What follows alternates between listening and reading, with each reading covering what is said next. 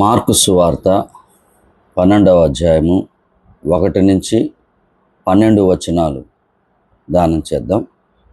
అందరూ బైబిల్ తెరచి వాక్యాన్ని ముందుగా చదువుకుందాం. 12వ అధ్యాయం 1వ వచనం. ఆయన ఉపమాన రీతిగా వారికి బోధింపనారంభించెను. ఎట్లనగా, ఒక మనుష్యుడు ద్రాక్ష తోట నాటించి దాని చుట్టూ కంచె వేయించి ద్రాక్షల తొట్టి తొలిపించి గోపురము కట్టించి కాపులకు దానిని గుత్తాకిచ్చి దేశాంతరము పోయెను. పంటకాలమందు ఆ కాపులు నుండి ద్రాక్ష తోట పండులో తన భాగము తీసుకుని వచ్చుటకు కాపుల యొద్దకు అతడు ఒక దాసుని పంపగా, వారు వారిని పట్టుకొని కొట్టి వట్టి చేతులతో పంపివేసిరి. మరలా అతడు మరి ఒక దాసుని వారి యొద్దకు పంపగా, వారు వాని తల గాయము చేసి అవమానపరిచిరి. అతడు మరి ఒకరిని పంపగా వానిని చంపిరి.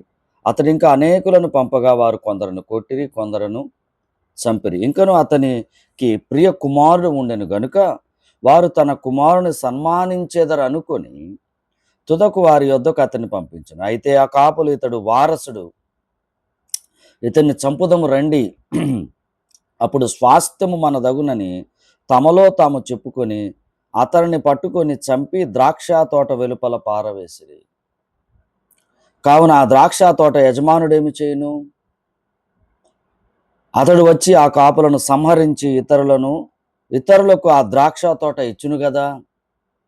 మరియు ఇల్లు కట్టువారు నిరాకరించిన రాయి మూలకు తలరాయి ఆయను, ఇది ప్రభువు వలన కలిగెను, ఇది మన కనులకు ఆశ్చర్యము అను లేఖనం మీరు చదవలేదా అని అడుగ్గా, తమ్మును గూర్చి ఆ ఉపమానం చెప్పినని వారు గ్రహించి ఆయనను పట్టుకొనుటకు సమయము చూచుచుండ్రి గాని జన సమూహమునకు భయపడి ఆయనను విడిచిపోయిరి. దేవుడు ఈ మాటలను దీవించునుగాక.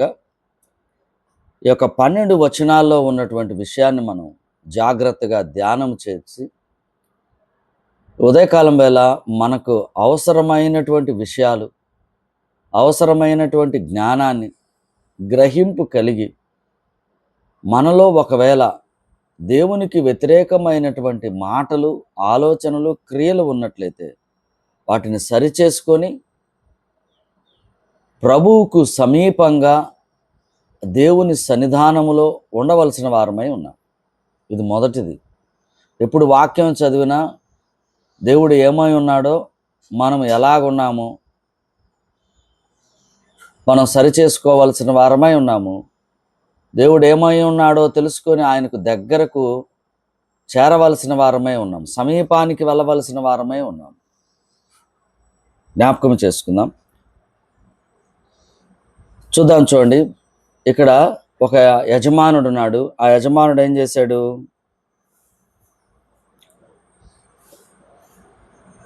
ఒక ద్రాక్ష తోట వేశాడు, దాని చుట్టూ కంచె వేశాడు, ద్రాక్షల తొట్టి తొలిపించాడు, గోపురం కట్టించాడు.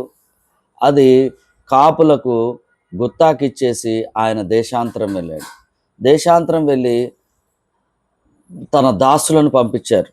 ఒక దాసును పంపించినప్పుడు వాడిని కొట్టారు, అవమానపరిచారు. ఇంకొక దాసును పంపించాడు, తలపగల కొట్టారు. ఇంకొక దాసును పంపించాడు, చంపివేశారు. ఇంకొక దాసుని పంపించారు, అనేకమైన దాసులను పంపించారు. వాళ్ళందరినీ కొట్టి అవమానపరిచి కొందరిని చంపిరి, కొందరిని కొట్టిరి. చివరగా తనకు ప్రియుడైనటువంటి ప్రియ కుమారుడు, ముద్దు బిడ్డను ఆయన పంపించాడు. ఆ యజమాని పంపిస్తే ఏం జరిగింది ఇక్కడ? కుమారుడు, ఇతను వారసుడు, ఇతన్ని చంపేద్దామని చెప్పేసి ఆయన చంపి ఆ తోట వెలుపల పాడవేశారు. ఈ యొక్క విషయాన్ని మనం గమనించినట్లయితే ప్రియులారా, ఈ యొక్క విషయము యెషయా గ్రంథము 5వ అధ్యాయము 1 నుంచి 7 వచనాల్లో ప్రవచనం ఇది. ఇక్కడ జరిగిన సన్నివేశము ప్రవచనాత్మకంగా ఇశ్రాయేలు పట్ల దేవుని యొక్క తీర్పు అని చెప్పుకోవచ్చు. ప్రవచనాత్మకమైన తీర్పు. ఎక్కడ? 9వ వచనంలో, కావున ఆ ద్రాక్ష తోట యజమానుడు ఏమి చేయను? అతడు వచ్చి ఆ కాపులను సంహరించి ఇతరులకు ఆ ద్రాక్ష తోట ఇచ్చును కదా. తర్వాత ఉన్నటువంటి ఇల్లు కట్టువారు నిరాకరించిన రాయి మూలకు తలరాయి ఆయను, ఇది ప్రభువు వలన కలిగను, ఇది మన కన్నులకు ఆశ్చర్యం అని చెప్పి ఒక స్టేట్మెంటు జరిగినటువంటి విషయం. అది కూడా మరి 118వ కీర్తనలో 22, 23 వచనాల్లో ఆ యొక్క విషయము మనం గ్రహింపు చేసుకోవచ్చు. అక్కడ రాయబడి ఉన్నది. ఇక్కడ చదవబడినటువంటి వాక్యములో రాయించినటువంటి ఈ యొక్క జ్ఞానములో మనం తెలుసుకోవాల్సింది ఏంటంటే,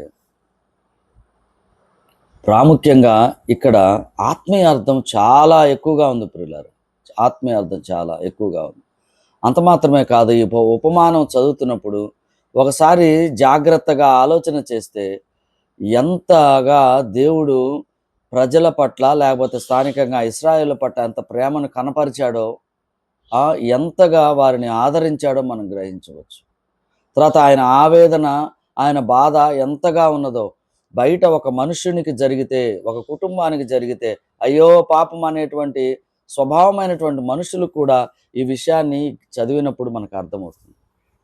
ఇక్కడ ఆత్మీయ అర్థం ఏంటంటే, ద్రాక్ష తోట అంటే ఇశ్రాయేలీయుల జనాంగానికి గుర్తు, సాదృశ్యము. అలాగనే మరి దేవుని ప్రజలు, వాళ్ళు ఇశ్రాయేలీయులు అంటే దేవుని ప్రజలు, ఎన్నుకోబడినటువంటి ప్రజలు, నిబంధన ప్రజలు. తర్వాత యజమానుడు ఎవరు? యజమాని ఏం చేశాడు? ద్రాక్ష తోట నాటించి నాటించినటువంటి యజమాని ఎవరే అంటే దేవుడు. తర్వాత చుట్టూ కంచె వేయించాడు. కంచె అంటే దేవుని యొక్క సంరక్షణ ఉంది. కంచె సంరక్షణ లేదా ధర్మశాస్త్రము, గుర్తుపెట్టుకుందాం. ఇశ్రాయేలుకు ధర్మశాస్త్రం ఇవ్వబడినప్పుడు కంచె వేశాడు. కంచె ఏం చేస్తుందంటే లోకానికి, దేవుని ప్రజలకు ఏం చేస్తుందంటే విడదీస్తుంది, ప్రత్యేకపరుస్తుంది, వారితో కలవనీయదు, కంచె వేరు చేస్తుంది. వారి జీవన విధానాన్ని మార్పు కలిగి ఉండటాన్ని ఒక పద్ధతిని ఏర్పాటు చేశాడు దేవుడు. ఇశ్రాయేలుకి చుట్టూరు కంచె వేశాడు, సంరక్షణ ఇచ్చాడు. ద్రాక్షల తొట్టి అంటే దేవుడు ఆశించిన నీతి ఫలాలు. అంటే ఫలాలు వచ్చినప్పుడు ఆ ద్రాక్ష తొట్టి దగ్గర తీసుకొచ్చి ఆ ద్రాక్ష ఫలాలు అన్ని దాంట్లో వేసి మరి ద్రాక్షారసం తయారు చేస్తారు కదా. అంటే వచ్చినటువంటి ఫలాలు మొత్తం తీసుకొని రావటం, ఫలాలు ఎక్కడ చేరితే ఆ స్థలంలోనికి చేరతాయి. దేవుడు ఆశించినటువంటి ఫలాలు, దేవుడు ఏదైతే ఇన్ని ద్రాక్ష తోట వేసి ఇంత ఫలాలు వస్తాయని దానికి తగినట్టుగా ఆ తొట్టిని ఏం చేశాడు? కట్టించాడు. తర్వాత గోపురం కూడా కట్టించాడు. గోపురం అంటే వాచ్ టవర్. ఒక విధంగా చెప్పాలంటే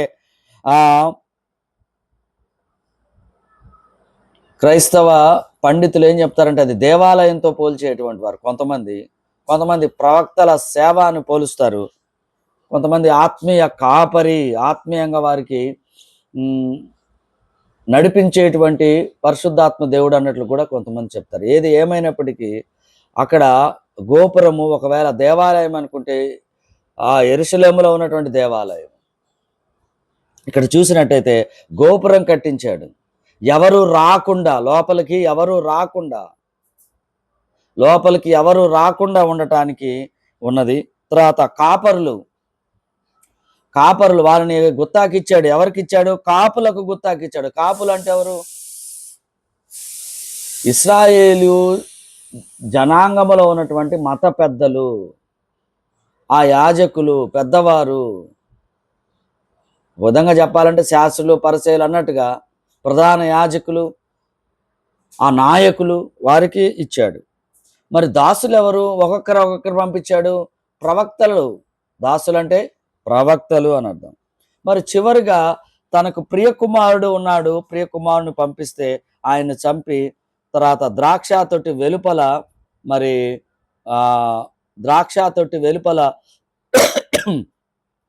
కొట్టి చంపినట్టుగా మనం చూడవచ్చు.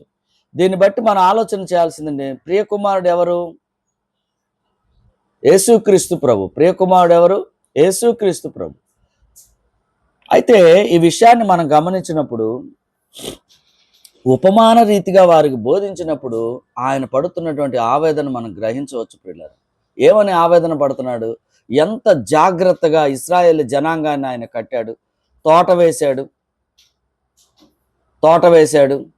అయితే ఈ విషయాన్ని మనం చూద్దాం. తోట ఇశ్రాయేల్ని ఏ విధంగా పికప్ చేశాడు చూద్దాం. చూడండి, అంతకుముందు అబ్రహాముకి ఇచ్చినటువంటి ఏంటి అబ్రహాముకి ఇచ్చినటువంటి వాగ్దానం 430 సంవత్సరాల తర్వాత వీరు చేసుకున్నటువంటి ప్రతి పరిస్థితిని బట్టి మరి అక్కడికి ఇశ్రాయేలుని తీసుకెళ్తానని, ఈ యొక్క సంతానాన్ని తీసుకెళ్తానని అబ్రహాముకి ఏమిచ్చాడు? వాగ్దానం చేశాడు.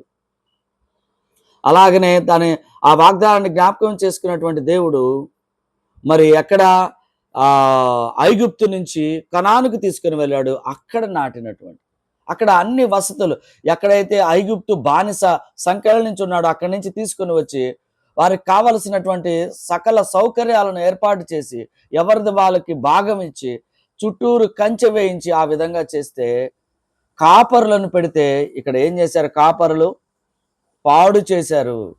కాపరులు పాడు చేసి, కాపులు ఏం చేశారు? పాడు చేశారు.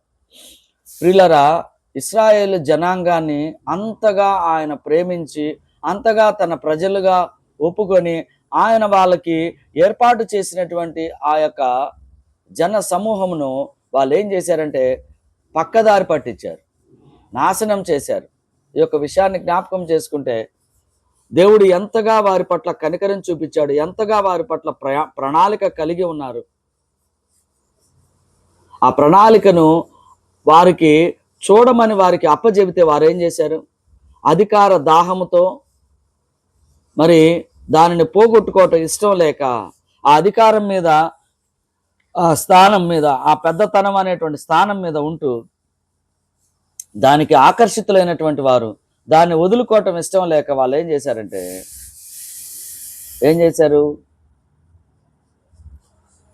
చివరకు దేవుణ్ణి కూడా తిరస్కరించడానికి ఇష్టపడ్డారు. ఏ కంచె అయితే దేవుడు వేశాడో ఆ కంచెను కూడా దాటడానికి ఇష్టపడ్డారు వాళ్ళు.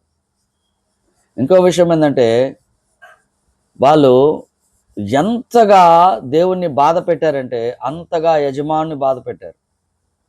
ఈ విషయాన్ని మనం ఆనాడు ఇశ్రాయేల్లో జరిగితే ఈనాడు క్రైస్తవంలో కూడా జరుగుతున్నటువంటి విషయం మనం గమనిద్దామా ప్రియులరా?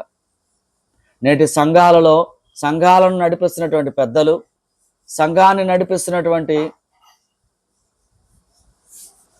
కాపరులు అని పిలువబడేటువంటి వాళ్ళు, సంఘ పెద్దలు, వీళ్ళు చేస్తున్నటువంటి పరిస్థితి ఏంటి?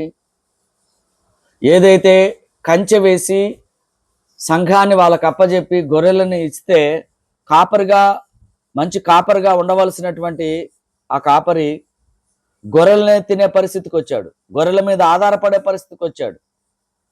ఏ బాధ్యతలైతే దేవుడు కాపరిగా ఎన్నుకొని ఆ సంఘాన్ని కాపాడమని, సంఘాన్ని సంరక్షించమని, నేను నీకు తోడుగా ఉంటానని చెప్పి ఎన్నుకున్నాడో, పరిచర్యను అప్పగిస్తే నేటి సంఘాలలో ఉన్నటువంటి సంఘ సేవకులు, సంఘ పెద్దలు అనేటువంటి వారు ఏం చేస్తున్నారంటే భ్రష్టు పట్టిస్తున్నారు.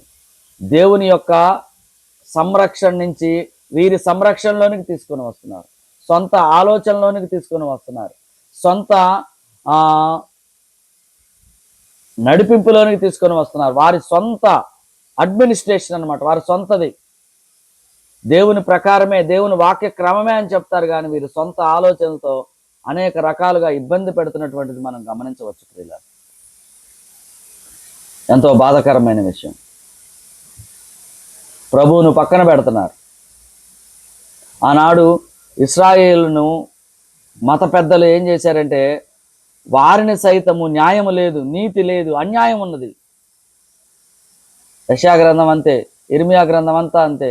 ఎంతో వేదన చెందినటువంటి దేవుడు ఎంతో వేదన చెందాడు వీరి యొక్క ప్రవర్తన పట్ల. అయితే ఇక్కడ చూస్తే ఎంతగా దేవుడు ప్రేమించాడో చూడండి, ఆయన ప్రణాళిక ఎలాగుందో చూడండి. ఎంత బాగా ఆయన ఒక పనిని ఎట్లా అప్పచెప్పాడు, అన్నిటినీ చేసి ఇక చేయవలసింది ఏమిది లేకుండా కాపలా కాయండి, సక్రమంగా సరిచేయండి, చూసుకోండి జాగ్రత్తగా అని చెప్పి కాపులకు గుత్తాకిస్తే సర్వనాశనం చేసినటువంటి పరిస్థితి. నాశనం చేయటం కాకుండా వచ్చినటువంటి వారిని మనం పాత నిబంధన గ్రంథంలో చూస్తే ఇశ్రాయేలు పెద్దలు ఏం చేశారు? ఆయన ఎప్పుడైతే ఈ యొక్క మత పెద్దలు సక్రమంగా పని చేయనప్పుడు, అప్పుడు ఆయన సేవకులైనటువంటి ప్రవక్తలను పంపించినప్పుడు ఆ ప్రవక్తలు మీరు సక్రమంగా పరిపాలించట్లేదు, దేవుడిచ్చినటువంటి పనిని సక్రమంగా చేయట్లేదని వారిని హెచ్చరించినప్పుడు ఆ సంఘ పెద్దలు, ఆ యొక్క మత పెద్దలు ఏం చేశారంటే వారిని సంహరించారు, కొట్టారు, చంపారు అనేక మందిని. ప్రవక్తలందరిని అంతే చేశారు కదా. ఏ విధంగా బాధ పెట్టారు, హింస పెట్టారు మనం గమనించవచ్చు. ఈనాటి క్రైస్తవంలో కూడా అనేక మంది మరి సంఘ కాపరులను, సంఘాన్ని నడిపించేటువంటి వారిని, విశ్వాసులను, మరి అన్యులైనటువంటి వారు కూడా మరి ఎంతగానో హింసిస్తున్నారు, ఎంతగానో వేదనకు గురి చేస్తున్నారు, ఎంతగానో బాధ పెడుతున్నారు. దేవుని యొక్క పరిచర్యను భుజాన వేసుకొని సిలువనెత్తుకొని పరిచర్య చేస్తున్నటువంటి గొప్ప గొప్ప దైవ సేవకులు, దైవజనులు ఎంతో మంది ఉన్నారు. వారందరినీ అనేక రకాలుగా హింసించటం మనం చూడవచ్చు. అయితే అది వేరు ఇది వేరు, కానీ మరి జ్ఞాపకం చేసుకుందాం. అలాగనే మరి ఇక్కడ చూసినప్పుడు ఆయన ద్రాక్ష తోట నాటించి, చూసారా ఎంతగా ఆయన ఎన్నుకున్నటువంటి ఇశ్రాయేలు జనాంగాన్ని ఎంత దగ్గరకు తీసుకొని ఎంతగా ఆయన యొక్క జ్ఞానము చేత వాళ్ళని సంరక్షించాడో. అంతేకాకుండా కంచె వేయించడం కానీ, ద్రాక్ష మరి తొట్టిని ఉంచటం కానీ, గోపురం కట్టించటం కానీ, ఈ విధమైనటువంటి సంరక్షణ చేయటం అనేది చూస్తే నేటి సంఘాలలో ఉన్నటువంటి వాళ్ళని, విశ్వాసుల్ని ఒక సంఘములోనికి తీసుకొని వచ్చి ఆ సంఘములో అక్కడ పెట్టి వారిని ఆయన సంఘముగా ఏర్పాటు చేసి పరిశుద్ధాత్మ సహవాసములోనికి వాళ్ళని తీసుకొని వచ్చి సంఘములో ఒక వ్యక్తిని ఎన్నుకొని, అయ్యా నువ్వు ఈ సంఘాన్ని కాపాడు, ఈ సంఘాన్ని సంరక్షించు, ఈ బాధ్యతలు చెయ్యి అని చెప్పి సంఘాన్ని అప్పగిస్తే, సంఘాన్ని నడిపించేటువంటి వారు మీరు చేస్తున్నటువంటి పని ఏంటి? మీ సొంత ఆలోచనలతో, సొంత చిత్తముతో, దేవుని జ్ఞానానికి వ్యతిరేకంగా, ధన వ్యామోహం కోసం, అధికార దాహం కోసం సంఘములో ఉన్నటువంటి విశ్వాసుల్ని తినటానికి బయలుదేరినటువంటి వారుగా ఉన్నారు. వారిని సంరక్షించవలసి వారై ఉండవలసినటువంటి మీరు వారిని హింసించేవారుగా ఉన్నారు. అంత మాత్రమే కాదు, బాగా ఆ యొక్క తోటను కాసి ఫలాలను తీసుకొచ్చేవారుగా ఉండాల్సినటువంటి వారు ఫలాలు లేనటువంటి పరిస్థితుల్లోనికి తీసుకుని వెళ్ళారు. ఈనాటి సంఘ పెద్దలు, సంఘాన్ని నడిపించేటువంటి వారు విశ్వాసులను భ్రష్టత్వంలోనికి తీసుకుని వెళ్తున్నారు. వారు ఏడవబడుతున్నారు, వారితో పాటు వీరిని కూడా తీసుకుని వెళ్తున్నారు. ఒకవేళ మంచివారు ఉన్నట్లయితే వారిని సైతం ఏం చేస్తున్నారంటే పాడు చేసేటువంటి పరిస్థితిలోనికి నేటి సంఘ సేవకులు ఉన్నారు. ప్రియులారా, జ్ఞాపకము చేసుకుందాం, సరి చేసుకునే పరిస్థితి. అయితే చివరిగా మరి ఆయన ఎవరిని పంపించాడు? తన కుమారుడిని పంపించాడు. తన కుమారుడు ఎవరికి సాదృశ్యంగా ఉన్నాడు? మన ప్రభు అయిన యేసుక్రీస్తు వారికి సాదృశ్యంగా ఉన్నాడు. అర్థమైందా? ఆ యొక్క కుమారుడు మరి ఏమొచ్చాడు? ఆయన వచ్చినప్పుడు ఏం చేశాడు? ఆయన చంపి ద్రాక్ష తోట వెలుపల పారవేసిరి. అంతే కదా. ప్రభువు వచ్చి వారికి అనేక రకాలైనటువంటి విషయాలను, ఆయన యొక్క జ్ఞానాన్ని, అద్భుతమైనటువంటి సూచక్రియలు, అద్భుతాలు చేసినప్పుడు వారు ఆయన్ని స్వీకరించడానికి బదులుగా ఆయన ఏం చేశారంటే ఆ అధికార దాహం మీద ఈయన ఎవరు, వీడు ఎవడు అన్నట్టుగా వాళ్ళు ఏం చేశారు? ఆయన సంహరించారు, చంపి ద్రాక్ష తోట వెలుపల పాడవేసిరి. నిజమే కదా. ఆనాడు ఇశ్రాయేలు గొల్గతా కొండ మీద గవిని వెలుపల మన ప్రియమైన ప్రభువుని ఏం చేశారు? సిలువ వేశారు, కొట్టారు, చంపారు. ఏ పాపము ఎరుగనటువంటి ఆ యేసుక్రీస్తు ప్రభువుని ఏం చేశారంటే సిలువ వేయటానికి అనేక రకాలైనటువంటి అభియోగాలు ఆయన మీద నేరం మోపారు, సిద్ధపడ్డారు చంపటానికి. మాకు బరబ్బా అవసరం, కానీ ఈయన మాత్రం అవసరం లేదన్నారు. కొరడాలతో కొట్టారు, తన శరీరము చీల్చబడింది, రక్తము కార్చబడింది, అవమానం పొందాడు, గడ్డపు వెంట్రుకలు పెరికి వేశారు, జుట్టు లాగివేశారు, వీపు మీద కొట్టి నిన్ను కొట్టినవాడు ఎవడు అని ప్రవచించమన్నారు. కొరడాలతో కొట్టడమే కాకుండా ఆయనకు తలకు ముళ్ళ కిరీటము గుచ్చి పక్కలో బల్లెపు పోటు, అదే కాకుండా యూదర రాజా నీకు నమస్కారం అని చెప్పి అవమానపరచటం, అనేక రకాలైనటువంటి అవమానాలు, బాధలు, వేదనలు పొందినటువంటి ప్రభు చివరకు ఆయన గవిని వెలుపల మరి సిలువ వేసినటువంటి పరిస్థితి. ఏదైతే ఆయన కాదని వదిలివేశారు, ఆయన్ని తిరస్కరించారు. ఆ తిరస్కరించిన రాయి మూలకేమైంది? ఏమైంది? తలరాయిగా ఆయన మూలకు తలరాయి. 10-11 వచనాలు చూస్తే ఇది కీర్తనలో 118వ కీర్తన 22-23 చరణాలు ఈ విషయాన్ని మనం గమనించవచ్చు ప్రియులారా. ఇల్లు కట్టువారు నిరాకరించిన రాయి, నిరాకరించబడినటువంటి రాయి, తీసివేసిన రాయి, గవిని వెలుపల విసిరివేయబడినటువంటి రాయి, మూలకు రాయి, ప్రధానమైనటువంటి రాయి,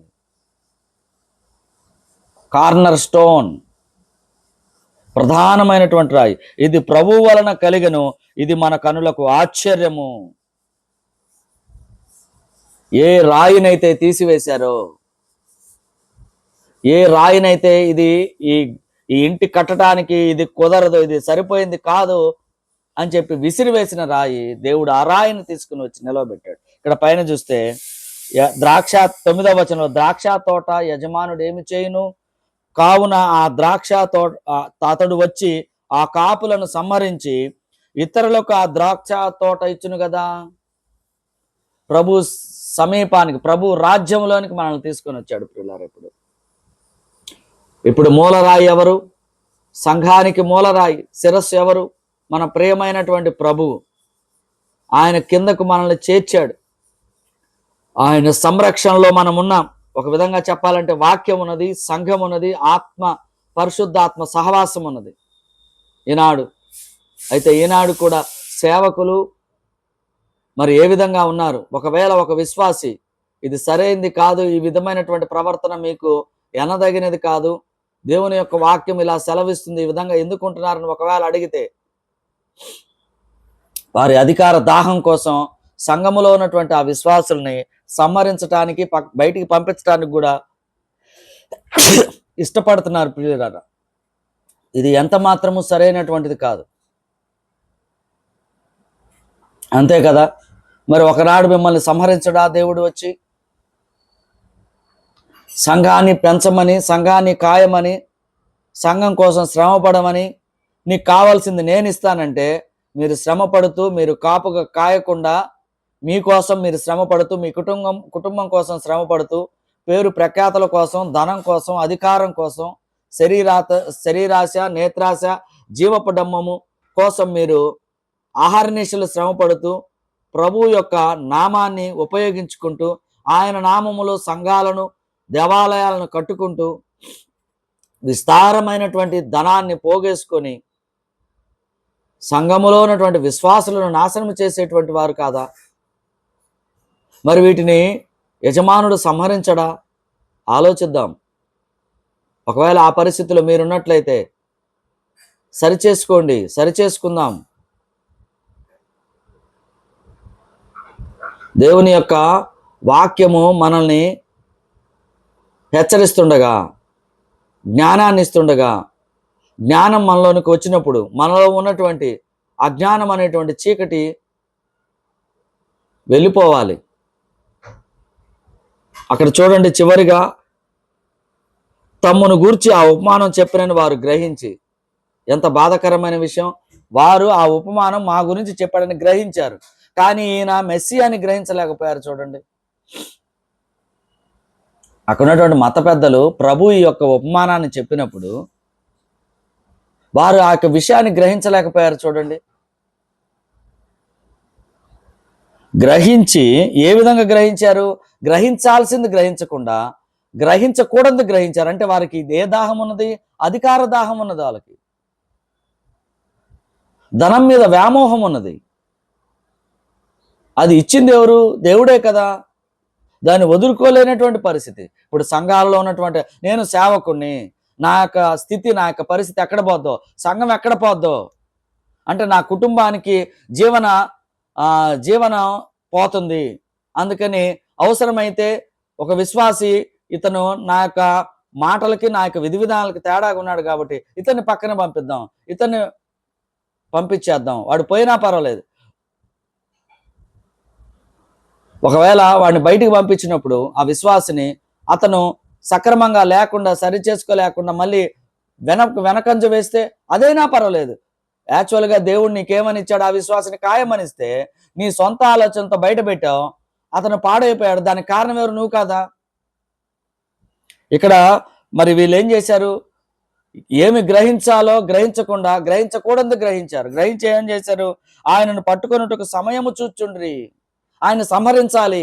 ఏ విధంగా అయినా మా అధికారానికి అడ్డొస్తున్నాడు, ఇతను జ్ఞానం బోధిస్తున్నాడు. ఆ జ్ఞానం వల్ల ఆ ప్రజలు ఏమవుతున్నారు? అట్రాక్ట్ అవుతున్నారు, జ్ఞానాన్ని పొందుకుంటున్నారు. సంఘములో తోటి సేవకుడికి ఏదైనా పేరు వస్తే సేవకుడు ఊరుకోడు, దైవజనుడు ఊరుకోడు. వాళ్ళని ఎలాగైనా ఖండిస్తాడు, వాళ్ళని తగ్గిస్తాడు. నాకు తప్పక మీకు పేరు రావడానికి వీల్లేదు, ఎక్కడ చూసినా నేనే కనపడాలి, ఎక్కడా నేనే నేనే నేనే నేనే నేనే.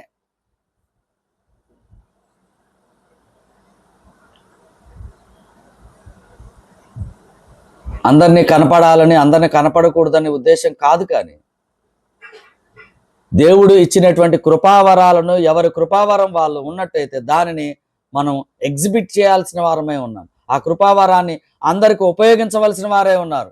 ఒకవేళ సంఘములో కాపరి ఉన్నప్పుడు కాపరికి సహాయకుడుగా ఒక సువార్థికుడు ఉన్నా, ఒక వాక్యాన్ని బోధించే వ్యక్తి ఉంటే, బాగా బోధిస్తుంటే ఆయన పక్కన పెట్టడం, ఆయన తొక్కటం, అవసరమైతే ఆయన నెట్టేయటం. సక్రమంగా సరిగ్గా ఏమి తెలియని వాళ్ళు ఉంటే వాళ్ళని దగ్గర పెట్టుకొని, వారి మాట వినే వాళ్ళని పెట్టుకొని, అలాగనే కానుకల విషయంలో, ప్రతి విషయంలో కూడా ఎంత వ్యతిరేకమైనటువంటి స్వభావం కలిగి ఉన్నారు. విశ్వాసులమైనటువంటి మనం తెలుసుకోవాల్సిన వారమైన వీటిల్ని ప్రశ్నించి దురుద్దేశంతో, దుర్మార్గంతో, దుష్టత్వంతో కాదు, కానీ సమాధానపూర్వకంగా ఇది సరైనది కాదు, మీరు మార్చుకోవాల్సిందే అన్నా, మీరు మార్చుకోవాలన్నా, సేవకుడా మీరు మార్చుకోవాలి. ఇలాగుంటే విశ్వాసులు పాడైపోతారు, ఇలాగుంటే విశ్వాసులు నశించిపోతారు. ఆనాడు పౌలు అడగలేదా చెప్పండి? పేతురుని మరి ముఖాముఖిగా ఎదిరించాడని చెప్తున్నారు. అక్కడ దేవుడు ఏం చెప్తున్నాడు? మీరు ఎలాగున్నారు?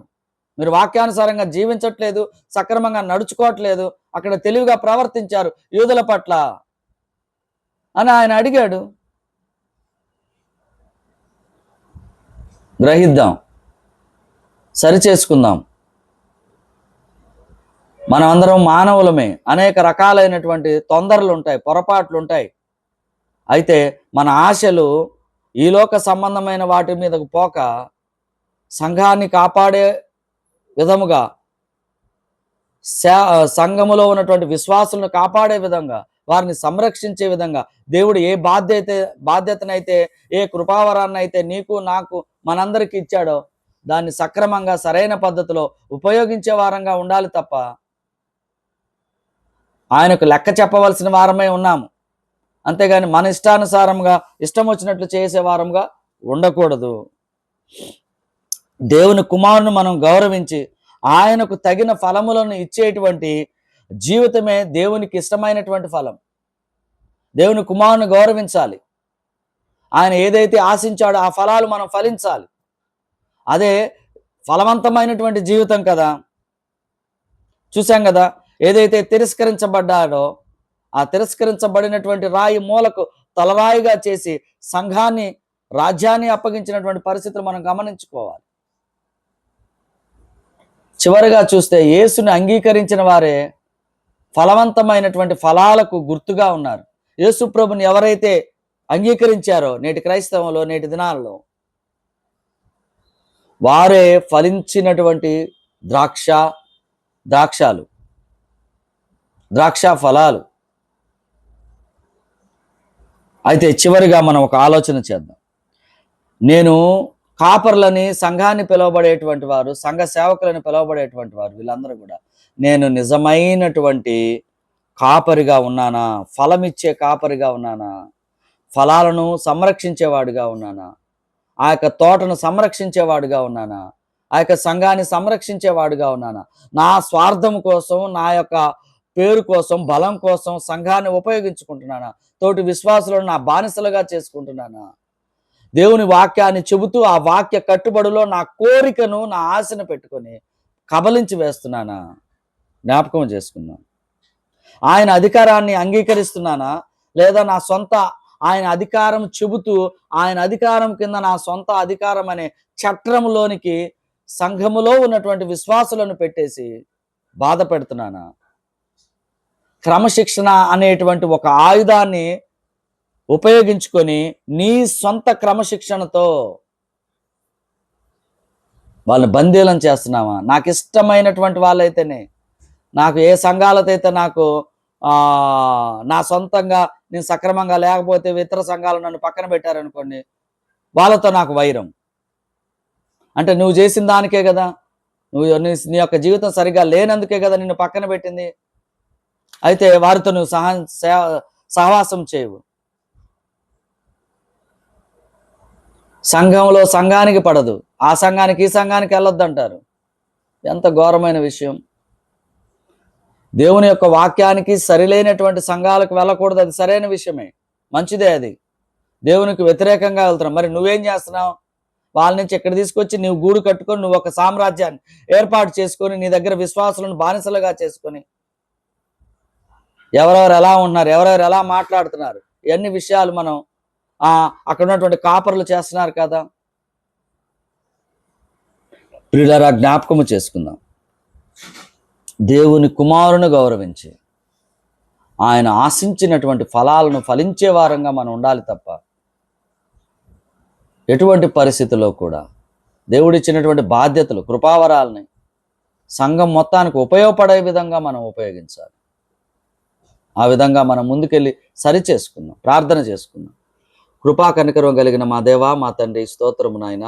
ఉదయకాలం వేళ మీ పాద సన్నిధానంలో మరొక మారు మిమ్మల్ని జ్ఞాపకం చేసుకుంటున్నాం, మిమ్మల్ని స్తుతిస్తున్నాం తండ్రి. మా దేవా నాయన, ఇంతవరకు మమ్మల్ని కాచి కాపాడినందుకు స్తోత్రము తండ్రి. రాబో కాలంలో కూడా మమ్మల్ని సంరక్షించి దీవించి మీ యొక్క కాపుదల్లో భద్రము చేయమని వేడుకుంటున్నాం. ఈ దినమంతటిలో మీ కృపలో మమ్మల్ని సంరక్షించండి. మా మాటలు, ఆలోచనలు, క్రియలు మీవై ఉన్నట్లుగా నా తండ్రి మిమ్మల్ని మహిమపరిచే విధంగా ఉండగలుగుటకు సాయం చేయండి. తిరిగి సాయంత్రం వేళ మీ పాద సన్నిధానానికి చేరుకున్న గొప్ప భాగ్యాన్ని దయచేయమని మా బంధువులు, రక్త సంబంధికులు, అన్నదమ్ముల కుటుంబాలు, అక్కజెల్ల కుటుంబాలు దీవించండి, బలపరచండి.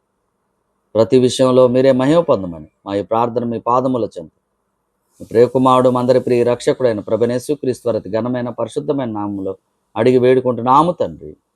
ఆమేన్.